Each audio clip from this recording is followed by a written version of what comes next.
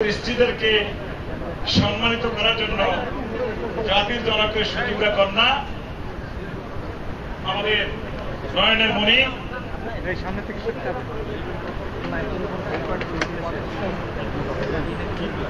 আমাদের প্রধানমন্ত্রী,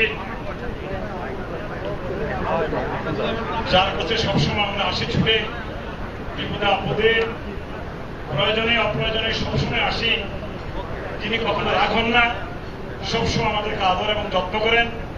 অভিভাবকের মতো আমি একবারই বলেছিলাম, যখনই ওনার কাছে আসি বারবার বিভিন্নভাবে দেখি ওনাকে মায়ের পবিত্র আশীর্বাদের মতো, বোনের স্নিগ্ধ প্রশান্তির দৃষ্টির মতো উনি আমাদেরকে গ্রহণ করেন সবসময়, কখনো রাগ হন না, কখনো রাগ হন না।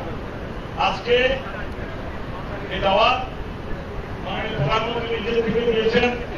আমাদের দুদিন থেকে অনেক দাওয়াত দেওয়ার চেষ্টা করছিলাম, মাননীয় প্রধানমন্ত্রী আপনি যখন প্রধানমন্ত্রী হন প্রথম এবারের আগেবার আমরা সময় করেছিলাম, আমাদের দুজনকের একটা মনের দাবি ছিল আমরা মাননীয় প্রধানমন্ত্রীকে একটা রিসেপশন দিয়ে আবারও অনুভব না তোমরা একটা দিয়েছ, এবার আমি রিসেপশন দিব ওই কেউ ভবনের কি শোনা যায় না উনি বলল এবার আমি তোমাদেরকে দাওয়াত দেবো তোমাদের হোম মিনিস্টার সহ। হোম মিনিস্টার ঠিক থাকলে সব ঠিক।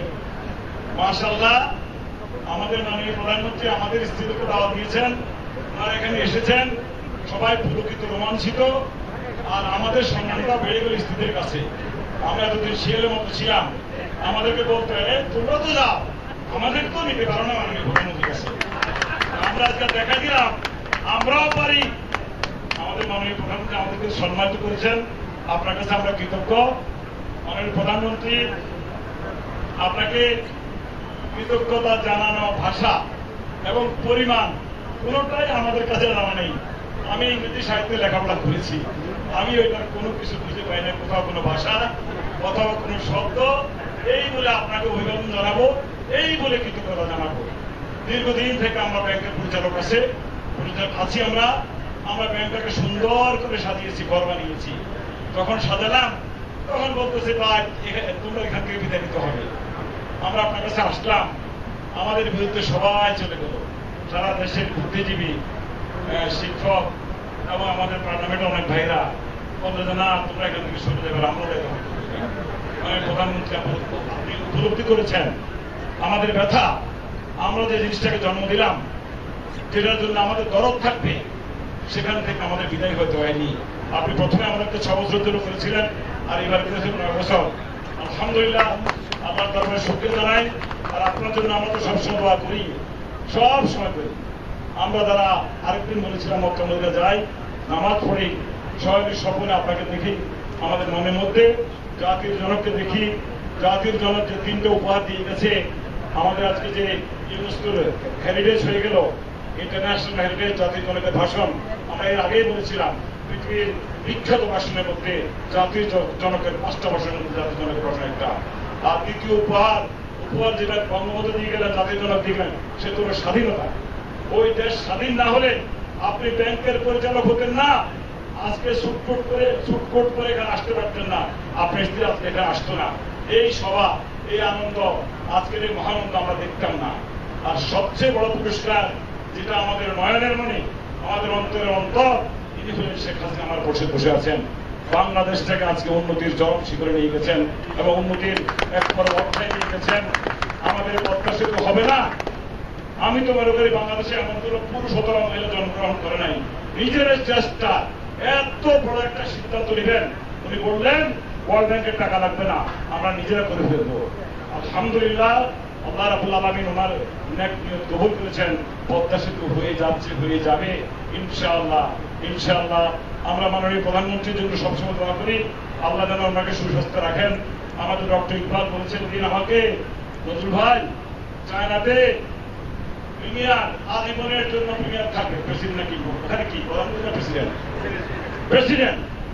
আমরা বলতে চাই আজকে আমরা যারা এখানে এসেছি, মাননীয় প্রধানমন্ত্রী আজীবন প্রধানমন্ত্রী থাকবেন আপনি বাংলাদেশে, আজীবন প্রধানমন্ত্রী থাকবেন আপনি বাংলাদেশে। বাংলাদেশের জন্য যে উন্নয়ন আপনি করেছেন আমাদেরকে যে নিরাপত্তা দিয়েছেন সেটা আমাদের স্বাধীনতার পরে আমরা কোথাও শুনিও নাই, দেখিও নাই। কোন দেশের এরকম উন্নয়ন হয় নাই। ওই যে গান, তার এখানে সব কথা বলা হয়ে গেছে। উন্নয়নের মহাসড়কে সত্যিকার হতে পারে, কেউ অস্বীকার করতে পারবেন, কেউ অস্বীকার করতে পারবেন না। আপনারা দূরে হাত দেন, আমাদের স্ত্রী আসছেন, আপনারা বাসাটা অত অনেক তুমি চিন্তা করেন,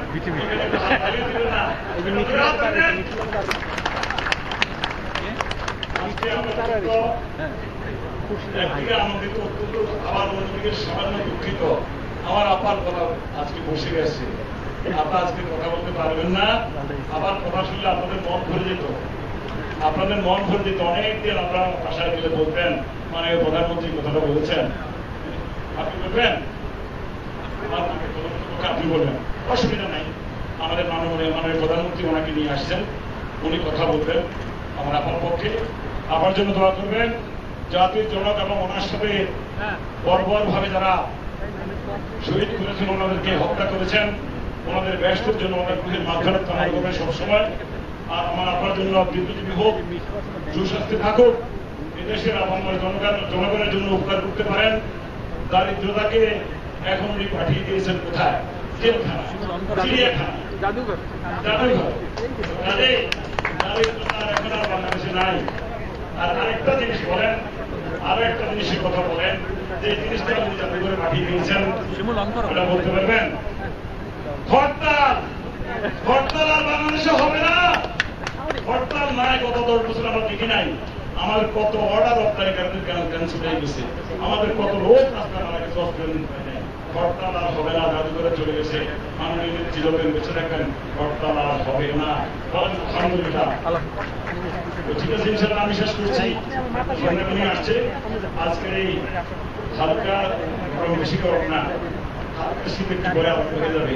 এই মধুর বিকেলে আমি আমার আপার জন্য, আমাদের আপার জন্য আর এদের ওনার সুস্বাস্থ্য কামনা করি। Thank you very much for coming. Thank you. জয় বাংলা।